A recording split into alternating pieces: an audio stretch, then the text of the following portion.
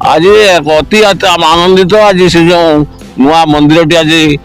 चूड़ी मरा हम एवं सेटा प्रतिष्ठा होउची से ग्रामवासी माने उत्कंठार सहित आज पालन कर 200 रु अधिक महिला माने समस्ते कलश शोभा सामिल होती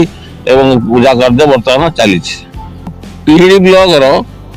दौलतपुर पंचायत अर्जुन बिन्हा गाँव सार्वजनीन शारदीय दुर्गा देवी पूजा अनुष्ठान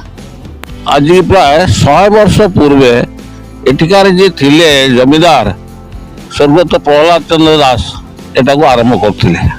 तांको परे तांकर पोषपुत्र थिले हरमोहन महांती सी भी ताको कंटिन्यू करौथिले